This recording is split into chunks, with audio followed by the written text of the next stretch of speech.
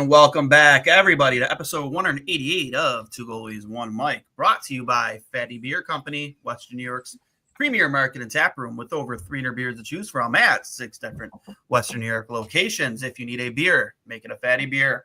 A lot of great activities. We tweeted them out earlier this week at all their locations, especially for the NHL playoffs this week. Make sure you go check them out. Let them know we sent you.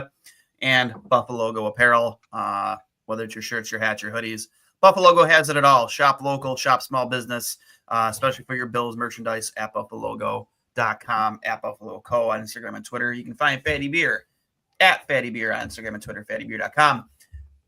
That might be the best start to finish I've ever done both ads, ever. I'm super proud of myself. A couple of clicks for me. Especially went way better than last time we recorded, Connor, where you or Buffalo had to do everything because I couldn't get things to work. Yeah.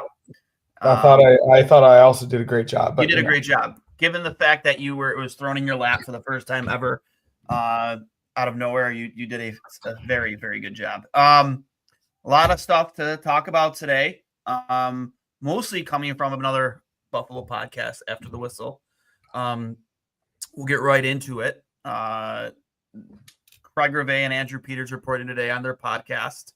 Well, they talked about it more on their podcast, but they sent out a tweet this morning that they have it on good authority. And I actually spoke to Andrew on the phone today, too, just to, he actually called me. And he flat out said that he feels very strongly about his sources, the people he's spoken to. And they felt confident enough to say that apparently after a days-long presentation from Kevyn Adams and Terry Pegula, he will remain the general manager of the Buffalo Sabres, which I guess, and he mentioned that they were sitting on their podcast. They were sitting on this information actually for a few days. But Andrew was on vacation down in Florida, in Miami. So they didn't get it out until today. But yeah. And I think we all knew he was going to be the GM, especially last night's draft lottery when he was the representative of the Sabres on Zoom. So not surprised at all. I think we all kind of knew that he would probably keep his job, given kind of the rhetoric we've received from the organization since the season's ended. Yeah, I think it's the least surprising news ever. It is news inherently. I wonder what that presentation was like. Like, what numbers could he possibly have presented from the past 2 years that would make it seem like there's any hope at all? I guess it's probably more forecasting into the future and the good parts of the season. Obviously, we've talked about those. But, yeah, I mean, it's really projection at this point based upon theoretically what he could do on the trade, the RFA market, signing his own, potentially offer sheeting others. And like Mike Harrington said, whatever he can scrounge up from the UFA market. Obviously, last season was a success with Jason Zucker, a guy who will be back this upcoming season, but he was only able to sign Jason Zucker. And a lot of people, including us, weren't too happy with the $5 million deal that Zucker got last season. Turned out he played up to it, and then he signed a new deal for just under that for 2 years. But yeah, I mean, it's going to be difficult to sign UFAs to come to a team that has a 14-year playoff drought. So yeah, it had to have been centered around, hey, these are the prospects we're going to trade. These are the prospects we're looking to trade. These are potential offer sheets that we could make. These are the things that we can tangibly improve the team for this upcoming season so the drought stays at 14 and not 15. That's the only thing I could feasibly think that Kevyn could have told Terry in these meetings, if Terry even cares, which is also up for debate.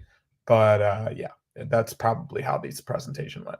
Jokingly, this is how I imagine said presentation went right here. So we'll pull this up. Can you see it? Management, financial portfolios, insurance, computers, black leather gloves, research and development, putting in the man hours to study the science of what you need. Last week, we put liquid paper on a bee, and it died. Security, And investors, Love that movie. And, that's how I imagine that conversation went. Yeah, It's so crazy because we all, or a lot of people, keep saying that Adams is the perfect man for the job, given the way Terry wants to operate the Sabres. Economic, efficient. I always forget what the third E is. Economic, efficient. I don't know what it is. Either way, economic and efficient mean the same thing, and they very much go along with how he's ran the team in the past 5 years in terms of not spending to the cap. So to have a yes man, to have a handpicked guy that used to work in the organization with no GM experience, that won't want to overtake what he's doing, that won't let Terry have say in personnel decisions. Kevyn Adams technically is the perfect man for the job in terms of how Terry wants to operate the Sabres. So, yes, none of us should be surprised that he's still there. None of us should be surprised that there wasn't a consideration or a search for someone else, given how many other GMs have gotten fired in the past week. How many other potential president of hockey operations options are now available that weren't in the past week? Rob Blake fired. Blake. Ken Holland has been. Obviously, Mike Sullivan was for a little bit. Of course, he's a coach, Like but 24 hours. he's a guy that you would probably want in your organization. I mean, David Carl's going back to Denver, but there's been a lot of options. And in my opinion, none of them have been considered because this was always the case. Both Kevyn and Lindy have a year left on their deals. So regardless of what happened this season, even if they had finished in last place, which they were pretty close to it for a long period of time. They were last place in the Eastern Conference for 3 months. This was always going to happen. So it's really, I mean, a thought I had earlier was, do we want them to make the playoffs and have Kevyn Adams have his leash extended 5 years? Because Terry, the second he breaks that playoff drought, if it happens next year. That's what I'm saying. Like, he'll have a lifetime contract. Like literally. So that's a bit of a catch-22. I'm going to say yes, unfortunately. I mean, I'll do anything to break the drought at this point. Yes. Because it's getting borderline absurd. But if he does, be prepared for Kevyn Adams to be the GM of this team until 2050. I do love this tweet from our boy Nick Fatty. Shout out Fatty Beer. They actually just celebrated their 8-year anniversary this past week. So shout out to them. A couple clicks. But I love this tweet here from Nick Fatty right here. The Sabres players had one of the healthiest seasons I can remember the NHL in having. Games played, Thompson 76, Dahlin 73, Paterka 77, Tuck 82, Power 79, Byram 82 games. So naturally they fired the strength coach. Is that one of the only changes they made? They fired the strength coach? Legitimately, that was announced today, I believe. They fired their strength and conditioning coach. I mean, yeah, the top guys had relatively healthy seasons. But then you think about guys like Greenway, guys like Quinn, guys like Power, Samuelson. It's not everybody that was completely healthy, or at least healthy 95% of the season. So yeah, I mean, I would like for it to be better. I would like for there to be a higher floor, right? Have more guys play more games, especially the important guys. I think had Dahlin been healthy for that 13-game stretch, I think the Sabres probably would have made the playoffs, but they at least would have had a better chance. We would have had way more meaningful games in April than we did. So, yeah, it's hard to say, but I mean, at least they're making some change. Yeah.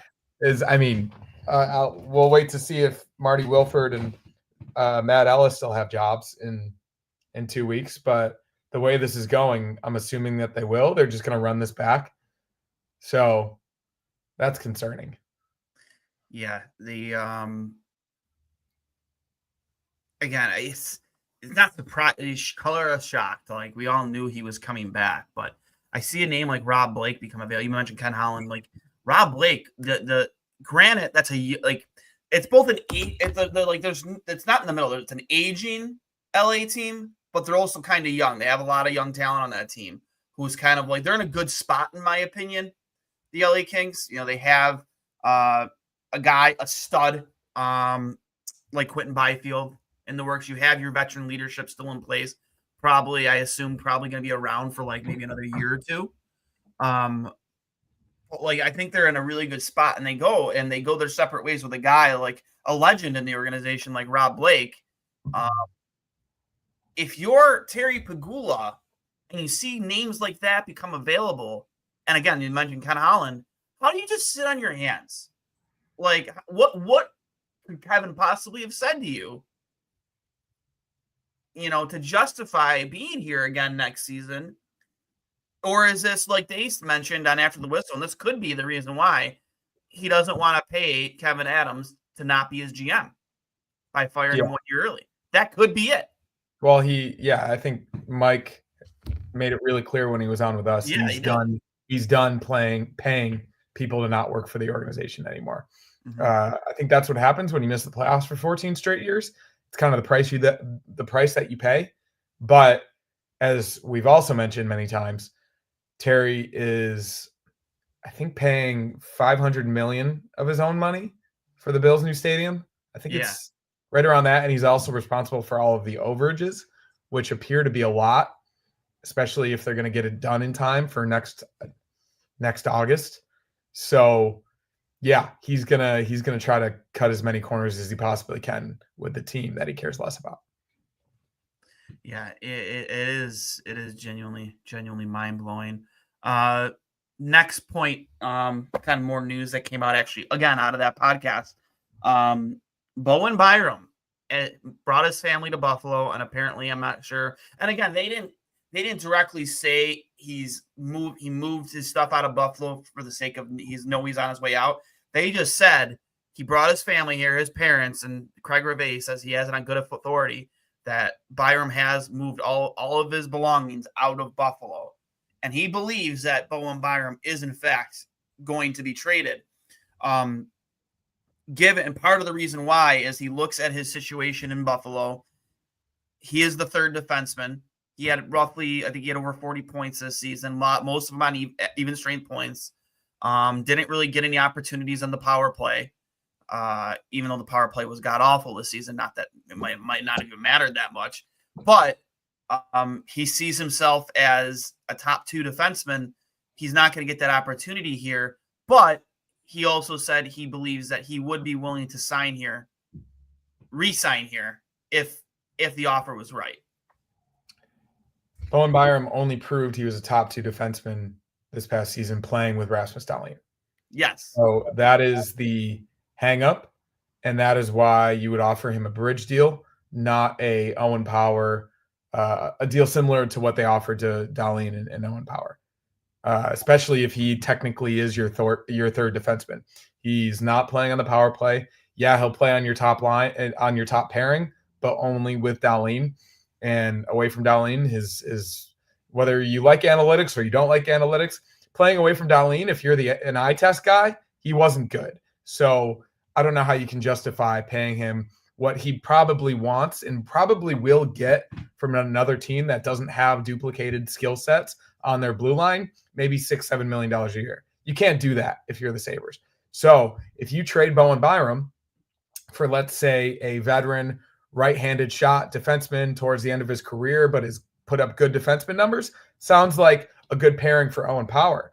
Or you trade him for a middle 6, bottom 6 forward with experience, with toughness, with some finishing ability. You can make a hockey trade for a guy like Bowen Byram, and that is along with a prospect, along with a pick, maybe that number 9 overall pick that the Sabres had less of a chance to drop to than they did to shoot up to the number 1 overall pick. How about that one? Do you want to draft another guy that's not going to make the team for 6 years?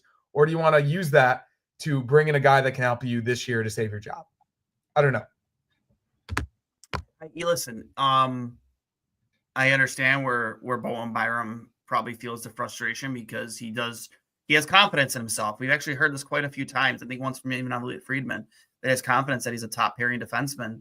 And he has played as a top pairing defenseman, but with that, he believes he should be trusted to play on either power play, which he hasn't. I personally, we all know kind of the narrative around Owen Power in his own defensive zone. We kind of hope that defensive game blossoms here going forward into next season and he continues to develop. I I do think that Bowen Byram is probably more of a better defensive and physical defenseman, which, again, while he does hold those same offensive attributes that Owen Power has, he does have a little more finesse, given he has been in the league a couple more years. Defensively, that Owen Power doesn't. And he has a Stanley Cup ring. And I would love to keep Bowen Byram around, especially if he stays healthy, which he did this season, and he continues to play with Rasmus Dahlin, and that continues to be a very, top defensive pairing in the league. But it also comes with a price. What is that price tag? I mean, if I'm Bowen Byram, I don't want to take a penny less than what Owen Power was given, right? If you're Bowen Byram, do you feel that same way? Probably. You don't deserve to feel that same way, but I think that he will get that from someone else. Well, you say that, but why do you think he doesn't deserve it? Because his numbers away from Dahlin were horrible. I mean, they were legitimately awful. Okay, I don't disagree with you, but Owen Power, I mean, he struggled quite a bit this year too. For sure, but he's going to be on your second pairing. He's going to be your second power play unit. You're not going to replace Owen Power, a guy you already paid, who's younger, who is a number one overall pick. I'm not advocating trading. I'm not advocating trading Owen Power for the sake of Bowen Byram. I'm just playing devil's advocate, advocating why doesn't he deserve, given the state of the team, the direction of the team, and the success of the team, why wouldn't he deserve as much money as Owen Power, given Owen Power hasn't played with Dahlin? You know what I mean? He's not going to have the same role, and you're not going to pay a guy $8 million a year to be a Dahlin merchant. I don't disagree with you, but I'm just thinking in the eyes of Bowen Byram. Yeah, and I get it. He shouldn't want that much because from his perspective, I think he knows he can get it, and on a different team where the skill sets in the D-core aren't at this point tripled between him, Dahlin, and Power. He can be a top pairing guy and he can get power play time, but on this team, he's not going to get it.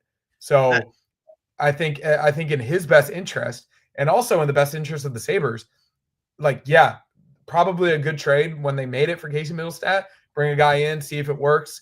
And it did with Dahlin. But you can't pay a guy $8 million a year to earn that if he's only playing with one guy and he's not playing on the power play. Yeah. It just doesn't make sense financially to pay three left-handed defensemen with similar skill sets that amount of money. Yeah, I guess my devil's advocate argument was the fact that, I mean, outside of Rasmus Dahlin, whose numbers were glaringly good, nobody matched. The entire D-core needs to be revamped for the most part. You put anybody with Rasmus Dahlin and they're going to perform well, but I think the argument with Bowen Byram is he was a first-round draft pick. I think a top 10 first-round draft pick. And the skill set is absolutely there for him to be a top pairing defenseman. But I understand your point that you have too many guys like him already. Yeah, it's just with this specific team, doesn't work. Let's say a team like the Kings, they could use a guy like Bowen Byram significantly in their D-core. I've watched a lot of them this playoffs. I watched a lot of them this season. They could absolutely use a guy like Bowen Byram. And they have a lot of young forwards in their system that could match up well with what the Sabres need. It's not just the Kings. There's a lot of teams where you could make this work. You could trade Byram in a pick. You could trade Byram by himself and get back a guy that you could use on the second pairing with Owen Power, that you could use in the middle six of the lineup to drop down Josh Norris from that top line or make your forward lines a little bit more even. It makes too much sense to try to make this trade. And based upon what Rive and Peters are reporting, I hope that was part of Adams' presentation. These are the types of packages we could use with Bowen Byram to try to bring something back that we don't have to make this team better. Yeah, I agree with you there. What is a number that you'd be okay with Bowen Byram if they were to resign him? What is the number you'd be okay with? 5, maybe 6. I mean, he's not taking 5. Yeah, I've no more than 6 because you're paying him to play on the top even line. With the cap going up as much as this. Maybe no more than 7. 6. I'd be fine with 7. I would be fine with 7. 6.5, 7. But again, he's getting no power play time. He's only playing with Darlene. I don't see how it makes sense. I really don't. Well, I Like mean, you could also invest in another right-handed defenseman that I honestly believe they could put Connor Clifton with Darlene and he would be much better. Yeah, 100%. That's what I'm saying. Like you can't pay a guy that much money to only play with Darlene just because he's been that good with. My point is maybe they could find another right-handed defenseman to play with Bowen Byram as a second unit, and then you play Owen Power with Darlene. Then you just have a powerhouse in your top. I mean, you could always do that. Or the left side of your defense theoretically could be Darlene, Power, and Byram, and then you fill it out on the right side with. And you just have a juggernaut on your left hand side. Yeah, exactly. Like you could always do that. Yeah, you have three players that what does Aaron Ekblad cost in free agency? You know what I mean? He's probably going to cost you right around the same money. Yeah, 5 or 6 a year probably. So I don't know. I just personally believe that. Yeah, they gave it a shot, and he thinks he deserves way more. Like you said, he's not going to take that much. Even if they went to arbitration, he would probably get a little bit more. So I think it's in the best interest of the player and the team to try to make this work somewhere else, personally. Yeah, I definitely I don't disagree with you. Moving away from that topic, the NFL draft lottery was last night. Buffalo will pick NHL draft lottery. I'm sorry, did I say NFL? I'm sorry, NHL draft lottery. No, I got the NFL in mind. Was last night. Buffalo, who had a 44.5% chance of staying at the 7th overall pick, moved back 2 picks where they only had a 5.9% chance of picking 9th. So they had a bigger chance of picking first overall at 6.5%. And I think a lot of us had high hopes going into that last lottery ball. And obviously Sal Capaccio tweeted out the fact that number 2 ball that Buffalo needed for the first overall pick was legitimately going to be the next ball to come up after, I think it was maybe 13. I can't remember what number ball was that ended our hopes of picking first overall. And then I didn't first off, what were your feelings of how they did the draft lottery? No, I thought that was, I thought that telecast last night, I caught parts of it just because I was at work still, but I thought being open and I guess honest about that entire process was good. As much as it would have been horribly, horribly painful to see that in 2015, to see that we lost out on the McDavid ping pong ball or whatever combination we needed to stay at the number 1 overall pick in 2015. I was at Swanee House, at the bar with friends pre-gaming the NHL draft lottery in 2015 because of obviously everything that led to that and how exciting it was going to be either way. Of course, we all wanted McDavid, but we still got Eichel. So it was still an event. But presenting it in the way that they did last night makes you think that it made me think that it was rigged way less, right? Actually seeing the transparency and seeing how they presented the actual process and explained it, it made way more sense to me than it has in the past. So I think that was a good move by them. I really do. And you can turn it into an event and people would actually get excited for that. Yeah. Again, I went live last night for it. And I wasn't expecting, obviously, I mean, I heard that they were going to do it a little differently this year, but I wasn't expecting that. Dude, previous years, you got to wait till the last 5 minutes to find out who's going to win the draft lottery. They went into it right away, and I wasn't remotely prepared for that. I was like, oh, okay, here we go. I was expecting probably 15 to 20 minutes of promotions. You see highlights of the top picks, kind of like we see in the past. They went right into it, and they had all the GMs on Zoom right there. Kevyn Adams included. And then as each ball came up, they deleted certain Zoom calls per GM of who got eliminated from contention, the first overall pick. Then they'll bring up the new odds, and they bring up the new odds until that final ball, which awarded the New York Islanders, the first overall pick.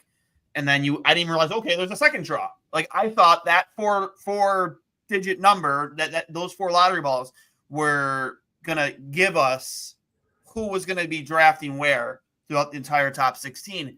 And I was way wrong. I didn't realize it was going to be a second draw. So I liked it. And to your point, I like the transparency. Kind of seeing exactly. I mean, I wish I knew what the hell they were writing down over there. Like, I feel like no clue at all. But I like the transparency to your point, and hopefully they learn here going forward, how to make it even better. Yeah, no, I agree with that. And just generally, I think the NHL has suffered from a lack of eyeballs on certain things. And like you said, transparency over this process specifically. I think a lot of us have thought, especially when Bedard went to the Blackhawks, that it was rigged. I don't think it actually was, but, obviously conspiracy theories exist. So to see that, I thought was good. In terms of the results, yeah, unlucky for the Sabres, but also kind of karma for the way that they played down the stretch, right? Like, they got themselves into that 7th spot. And of course, the guys on the team aren't going to actively tank, and they wanted to end the season on a high note.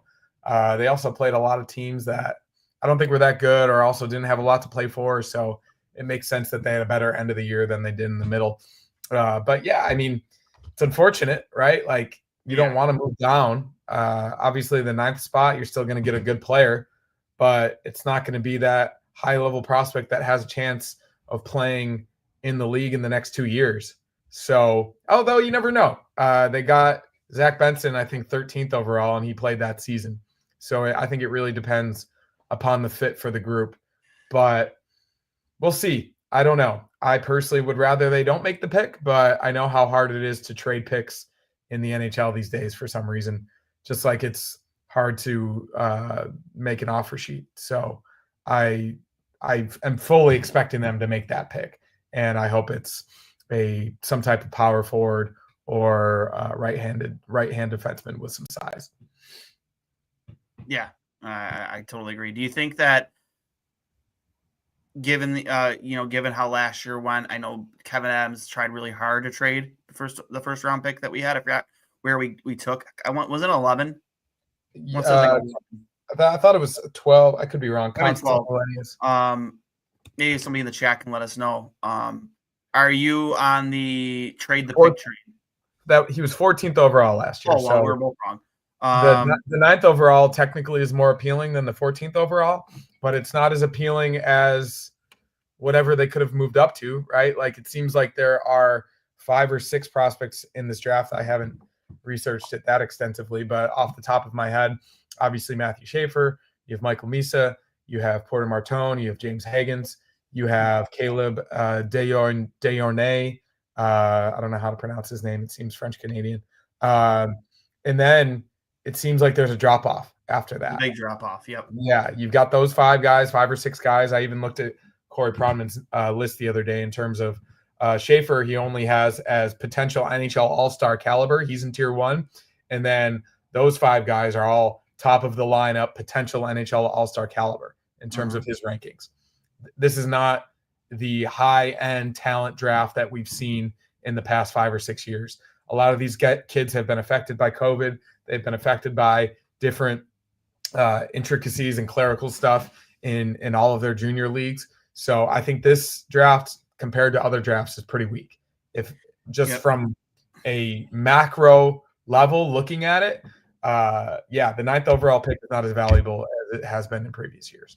Yeah, to your point, I think the 9th pick is just a terrible pick to have, man. Because again, it's not a deep draft. Still going to get a good player, but you'll get a good player. But I think that if you can package this pick with a player, and then again, that puts Buffalo in a tough spot because you're probably looking at trading for either moving up in the draft. Maybe you can find a way to move up into the top 5 and get a impact player, or you want to bring in a body that's going to play next year, a top 6 role or a top 4 defenseman.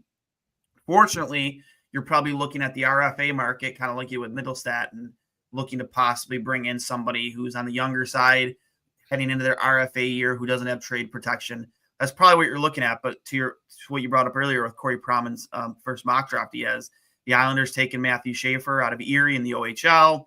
Obviously, Michael Misa, I think, has really cemented himself as the first forward taken in this draft, going to San Jose, who's going to be stacked.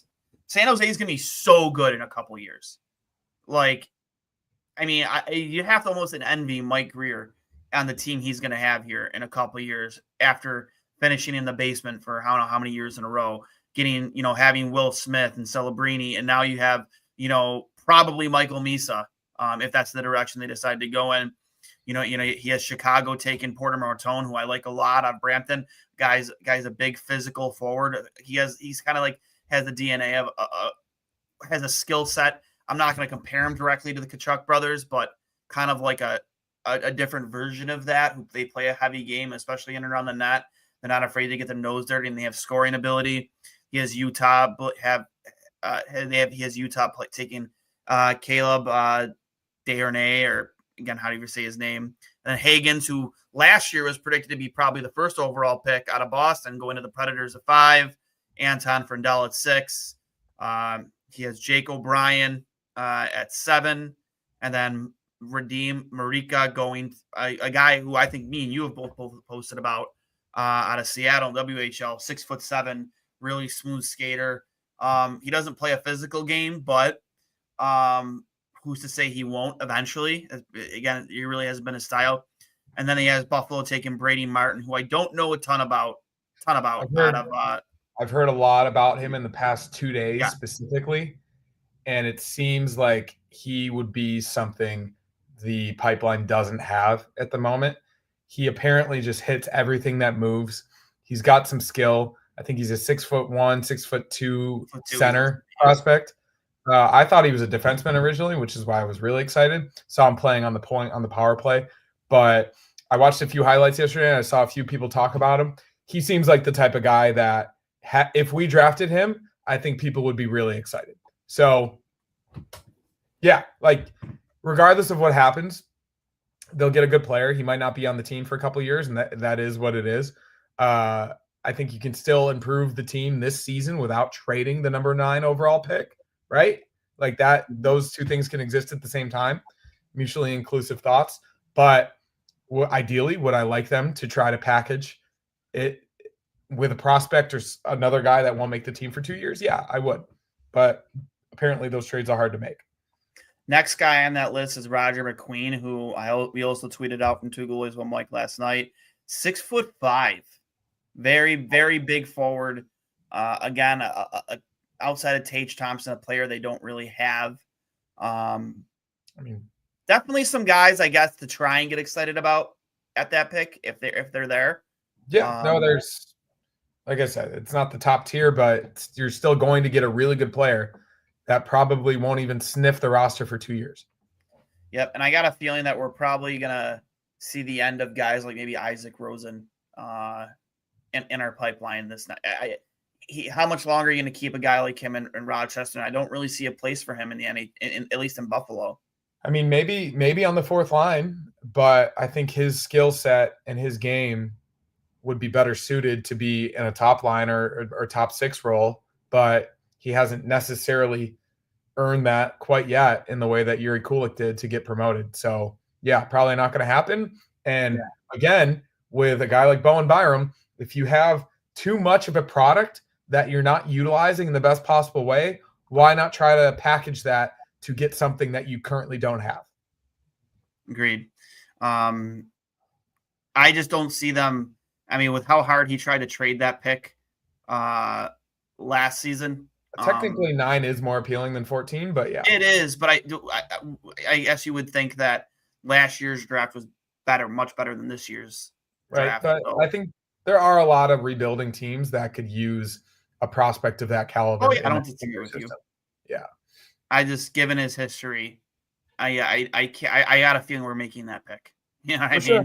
I mean, no, like I said, I'm fully expecting it.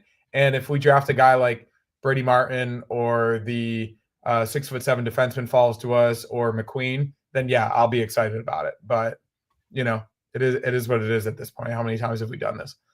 Yeah, I'm honestly, it's literally like the definition of insanity.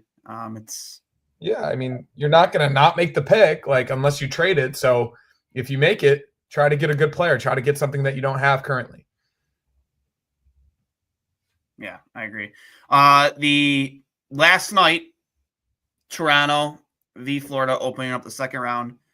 An exciting game, but we're both goalies, so I think we both have pretty significant opinions on the matter. Anthony Stolarz knocked out of the game, in my opinion, by an elbow by Sam Bennett. I really don't believe it had anything to do with a slap shot or a wrist shot from Sam Reinhart. Those masks, especially the ones they wear in the NHL, which cost around $1,200 or more, are really built to take head-on shots the way he took from Reinhart. And the mask did its job when it took that type of an impact. Obviously, it popped off, but it did its job. And then later in the period, Sam Bennett, the rat that he is, and he is a rat, given his past, and last year when he sucker punched Marchand, while playing a puck in front of the net while Stolarz is in his paint, in my opinion, drives his elbow intentionally into his head. We've all seen it. So I know I'm looking at it, and I have a couple times today. I'd like to see it full speed. It didn't look like the majority of his forearm. I personally think it's closer to the front of his forearm rather than his elbow. Which, well, you know what I mean. Like that's all. Yeah, I just think the elbow more gets him in the neck area. I'm gonna play devil's advocate here. That contact didn't look that bad to me. It really doesn't. Personally, like he wasn't moving very fast, and also it honestly looks like he kind of grazes him. And then he took the puck off the mask later in the period. So maybe it was the combination of those two, and it was something related to his neck. I don't know. But I thought what Sam Bennett did to Brad Marchand last postseason was way worse. Way worse. Clear as day sucker punch. So, and it didn't look intentional to me either. It looked like he was trying to get to the front of the net, and it looked like he bumped him. But I take that type of contact all the time. And you don't get a concussion from a bump. Well, I felt like he drove his arm through his head. It didn't look like it in the way he did with Marchand last year. Marchand was a punch. Two different exactly. Things. So the way that I've been looking at it, obviously it is slow motion, and you don't get the benefit of seeing it. While you talk, I'm gonna bring it up on the screen here. Yeah, you don't get the benefit of seeing it live, so it's hard to say for sure. But my initial reaction to it was that does not prompt a concussion. I'm not a doctor, but it doesn't look like that level of contact would cause a guy to have to leave the game and puke and whatever was reported about Stolarz. And I believe that he'll be ready for the game tomorrow, personally. I mean, I hope so, because I think he has been clear as day their best goaltender, even though Jacob Wool has. He had a nice season. I think they're fine either way. No, I agree. Yeah, I don't know. I'm usually on the side of the goalie here, but my genuine reaction to that is that it didn't look that bad, personally. Mm-hmm. So yeah, I'm gonna. Hard to say. Leafs fans, I'm gonna ask my cousin about it, see what he thinks. Leafs fans are furious. Yeah, of course they're gonna be. They should be. Yeah, this is a natural human reaction to something related to your team if you are biased, but I am not biased in this situation. I looked at it in a way that I didn't watch much of the game last night. I saw the hubbub about it online, and I thought it was going to be way worse. I thought it was going to be something similar to what he did to Brad Marchand last year, and it does not meet that level for me. It really doesn't. It looks like he grazes him. It looks like more of the glove hits his head rather than the elbow, and it honestly kind of looks like Stolarz embellished it almost, in my opinion. I mean, I don't think he embellished given what happened. I just also the slow motion doesn't give you the benefit. I don't know how fast Bennett was going.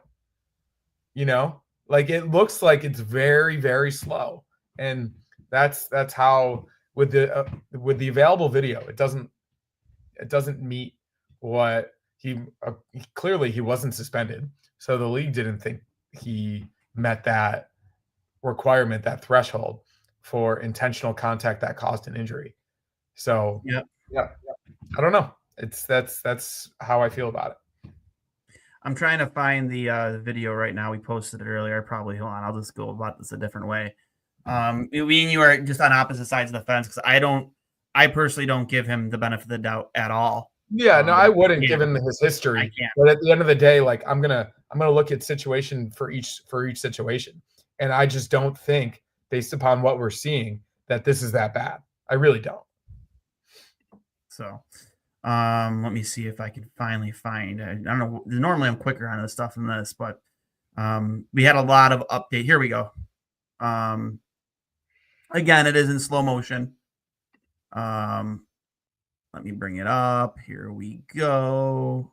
Present. And then after this, we'll get into some NHL playoff talk because it was an extremely exciting first round. Here we go. So I'll share that. Bring it up. Make it full screen.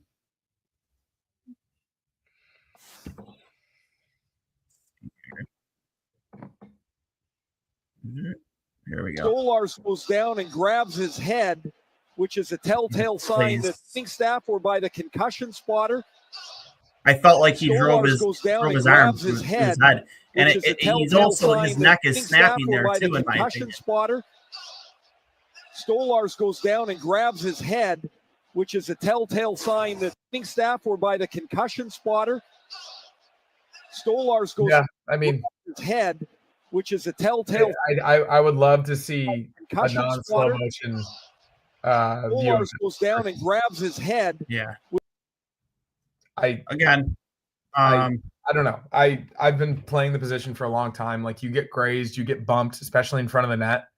I don't like. Of course, you're not going to give Sam Bennett the benefit of the doubt given what he's done in his past. But to me, I heard about it before I saw it. I thought it was going to be way worse. I really do. Yeah. So. And did you see Kachuk going after Marner at the end of the game too? Like, I haven't. Seen oh, it was bad, dude. There was like a 10-second sequence where he slashed him, cross-checked him, the puck was nowhere near him, but he was going after Marner hard, trying to goad him. This is gonna be a fun series to watch for sure. Going right into that, the NHL playoffs first round was extremely exciting. I am currently part of the Puck Luck Cup, sponsored by our main sponsor, Fatty Beer. Where essentially you have a matchup. It's like, I think there's like 12 people in this or whatever, and you match up against a certain person, and you're stacking units throughout. You place a certain prop bet, whether it's you bet the money line, the over on points, whatever it is, or anytime goal scorers. I beat Nate Geary in the first round, and it was all contingent on the Mikko Rantanen. Oh no, I'm sorry. No, it was on. I took Kyle Connor to have 2 points in that final game, and he had 3 assists. And then Geary took the money line, and he needed Winnipeg to lose. So I needed to win, and he needed to lose in order for me to advance. It was a massive comeback. Was able to advance past Nate Geary. I am now taking on. I remember the Odd, one of the more popular Twitter handles on Sabres Twitter. But it's been a fun first round. I've been paying a hell of a lot more attention to each and every game because I'm part of that. But your thoughts on the playoffs so far, especially these last couple game sevens? I mean, it's one of the best first rounds that I can remember personally. You had, I guess it was 2 game sevens. Yeah, 2 game sevens. But even in that Edmonton LA series, that was one of the better series that I can remember. I watched a lot of it because the games are on out here and they're on late, and I have a lot of friends who are Kings fans. But that series specifically was so good. Obviously, there was a comeback from Edmonton, but even in game 3 and game 4, LA had so many opportunities to put that series away. And unfortunately for them, their coach made a few questionable decisions from a challenge perspective that put them behind the 8 ball and allowed Edmonton with their power play to get back in it. And then they were able to get momentum in game 5 and then sayonara from there. If you give that type of talent, that type of momentum, and that type of opportunity, they're going to capitalize on it. So I do feel pretty bad for the Kings and Kings fans at the moment. They are the Buffalo Bills of the NHL in terms of losing in the same round to the same team now 4 years in a row. It's a pretty depressing existence, as we can all speak to. So I do not envy them at all. But generally, I thought that was a really well played, high level series. Obviously, the game sevens, I'm pretty invested into Winnipeg. I love Connor Hellebuck as both an American goalie. He was also my fantasy goalie this year. He won me a lot of money. I also picked them to win the cup specifically because of him. I believe in him more than I do any other goalie. And to see him let in the goals that he did in the first round was absolutely shocking. It's almost as if he has the yips in the way that we talk about with golfers and baseball players and everything that you can point to related to that. But for him, especially in game 7, to start out the way that he did and then respond in the second and third period and in overtime to raise his level to the level that we all expect him to play and to put his team in a position to win that game 7, get it to overtime. Obviously, the 2 empty net goals were miraculous, but to make the saves that he did in overtime in a high-pressure situation and for them to move on, yeah, the Dallas Stars are a very, very good team, and they might be getting Mira Heiskanen and Jason Robertson back. But Connor Hellebuck is the best goalie in the world. He's proved it the past 2 seasons. He might win the Hart Trophy. He made a very valid case to win the Hart Trophy this year. No doubt. I wouldn't be surprised if he did. And given the years that if he had lost in the first round, that would have been absolutely devastating for his confidence, for the team, for everybody. But the fact that they made it past that and he was able to get that, so to say, monkey off his back, and now they have a new lease on life, granted against one of the better teams in the league who potentially might be fully healthy, who might have a top 3 goalie in the league, that's going to be a tough task. But if Hellebuck's at his best, I think they have a chance to go all the way. Did we get a health update on Morrissey and Scheifele? Because I know they were knocked out for game 7, and that obviously that's a huge blow. Yeah, I haven't heard specifically. So, I know Heiskanen and Robertson might not be back for game 1. They'll be back at some point this series.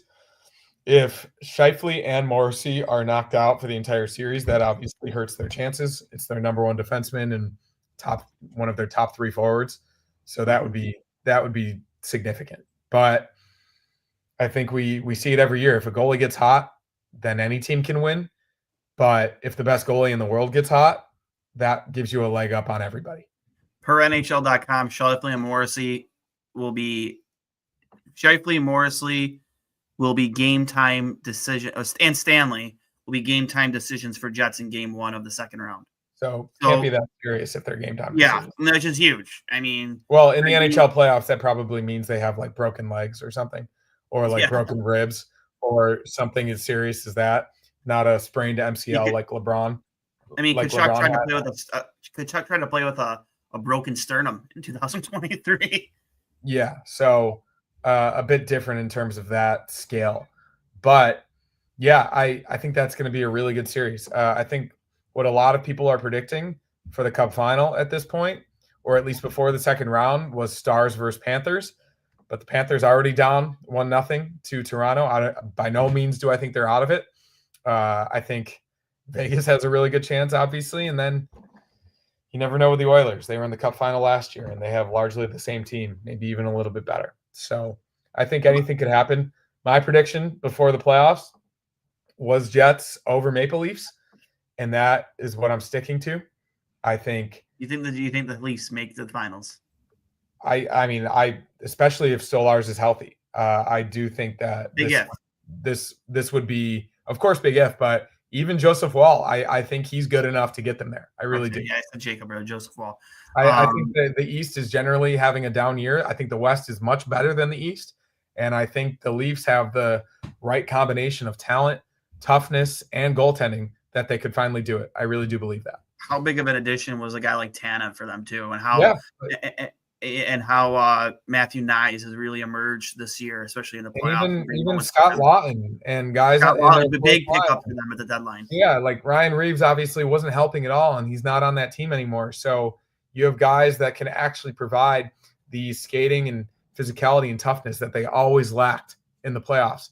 And the core 4 are producing now. You have William Nylander scoring. You have Mitch Marner doing what Mitch Marner does.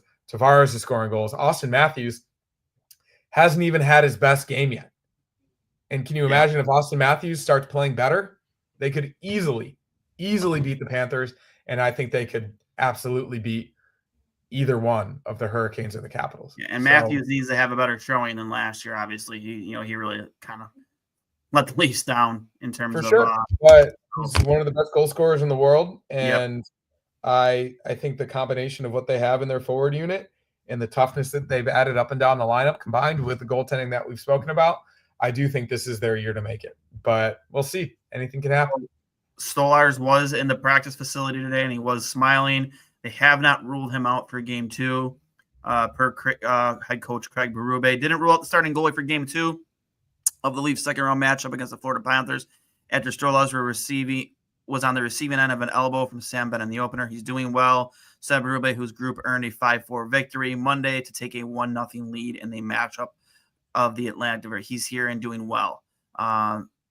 That's as much information as we've pretty much gotten. As to whether or not they didn't specifically rule it as a concussion. No, not. I mean, I've had a concussion before. He was showing all the signs of concussion. Maybe it was mild. Yeah, so I imagine he did have a concussion. Going to your point on Hellebuck, I feel the exact same way. To find me a more relieved individual in all of Winnipeg that night than Connor Hellebuck. He's got a new lease on life. Given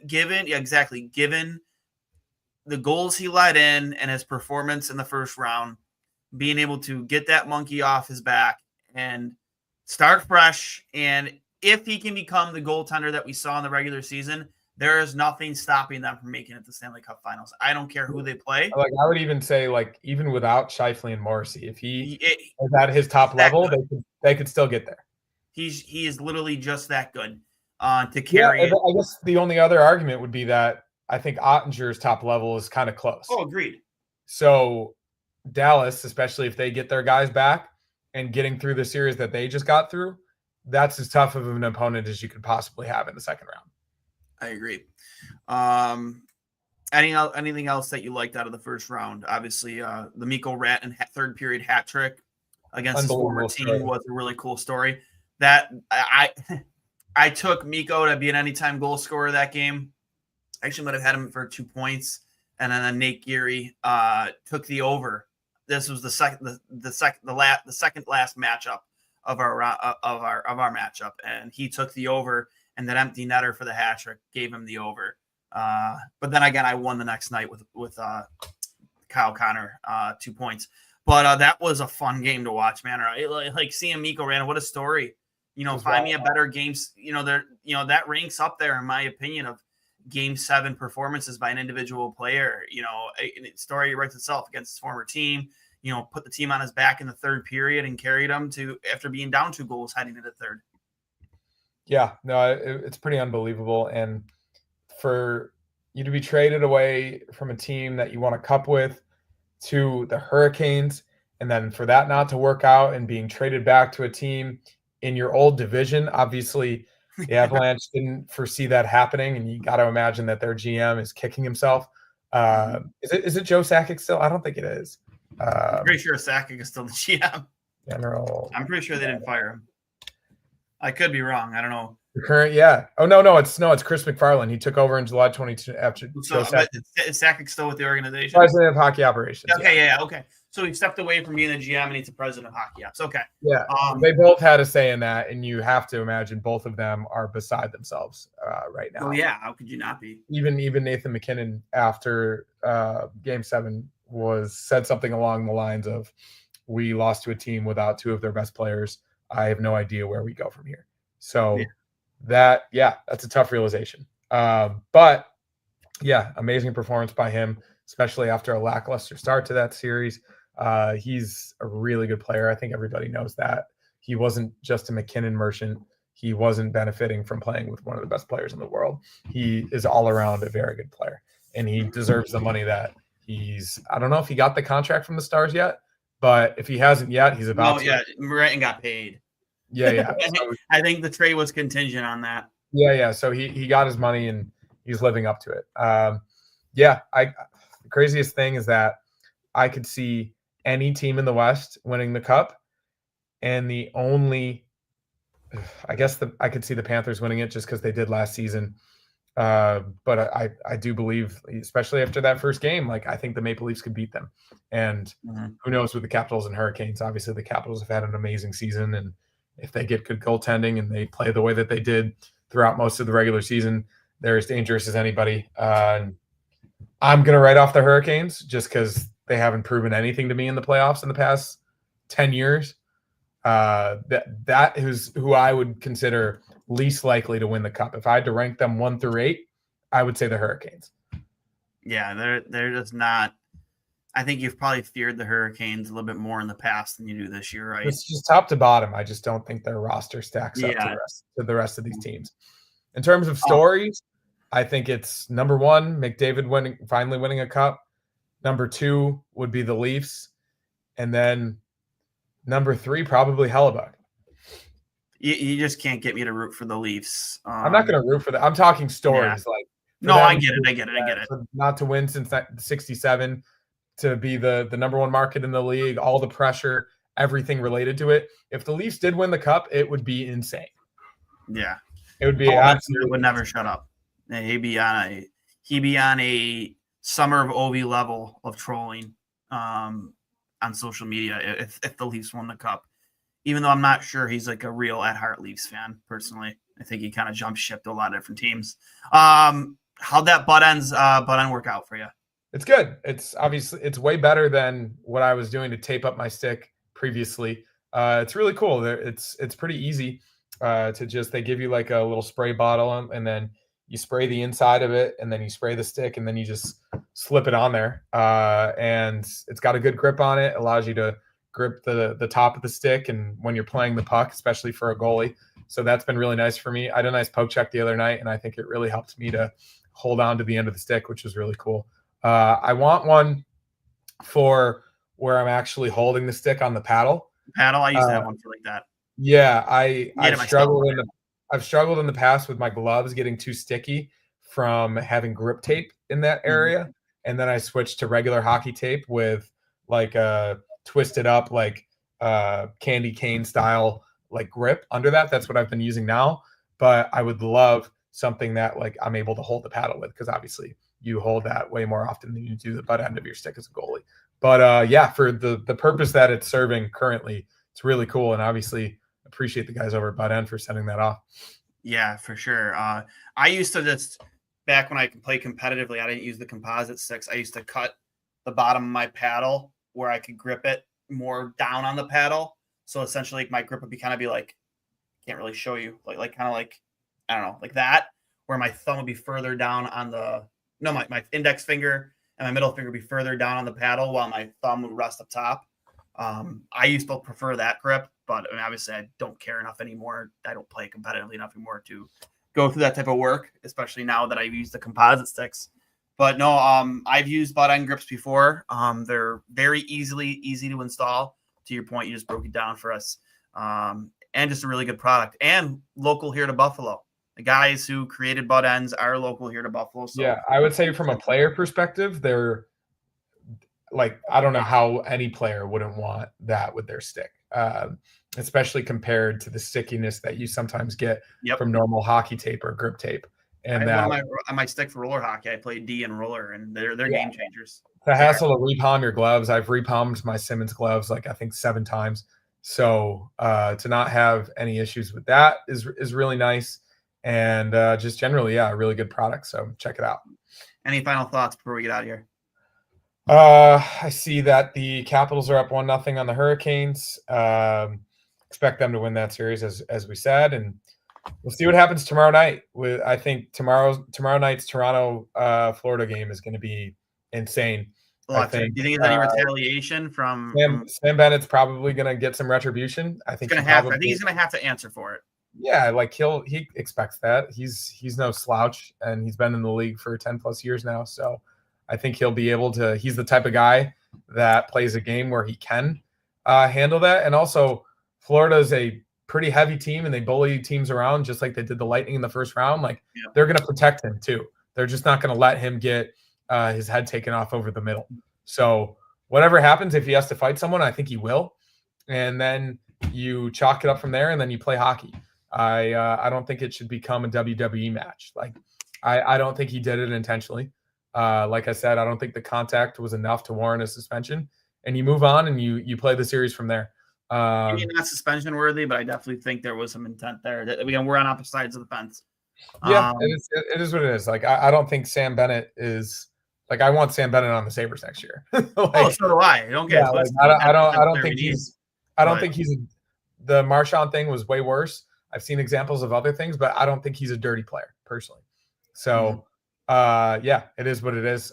Play hockey, respond to it, get into a fight like they did in the Four Nations, and then it is what it is. In terms of the Sabres, I hope the next time we talk, there's another change aside from the strength and conditioning coach. I don't think there will be. I don't think there will be, but I hope there is. And then, yeah, the situation is what it is. Kevyn Adams was never going anywhere, and we wait and to see what he actually does. If he does anything he says he would in the presentation he made to Terry for 3 straight days. Whatever the presentation might be. Hilarious. That's it. That's all I got. So we'll talk to you sometime later in the week. We're gonna cover the I talked to Dan Feets out of Rochester. He's gonna come on with us here soon to talk about the upcoming second round. I'm not sure. I don't think they know who they're playing yet. I know that Cleveland won the other night in the best of 5, so the series is knotted at 2-1. I'm not sure if they're playing tonight, but that game could go to 5 games, so we might be waiting a little bit longer, because how the AHL is set up in terms of their playoffs. There's longer wait times in between games, so we'll see, but we're going to talk to him about the Rochester Americans run for a Calder Cup, and the performance of Devin Levi, which has been nothing short of spectacular. Hasn't let it go in, and I think it's 156 minutes and like 31 seconds or something crazy like that. Back-to-back shutouts in the playoffs. 76 straight saves. So that being said, this has been episode 188 of 2 Goalies, 1 Mic, brought to you by Fatty Beer Company, Western New York's premier market and tap room with over 300 beers to choose from at 6 different Western New York locations. If you need a beer, make sure you make it a Fatty Beer. Let them know 2 Goalies, 1 Mic sent you. If you've enjoyed our content, you're watching on YouTube, hit the subscribe button, hit the like button, help us out with the algorithm. Hit that like button, slam on it. It does go a long way. If you're not following us on Twitter, I will never call it X. You can find me right there at Duane S39. You can find my co-host at Zeros13. Find us at 2 Goalies, 1 Mic. Until next time, I am Duane for Connor Hurley. This has been episode 182 Goalies, 1 Mic. We'll talk to you later. And as always, go Sabres.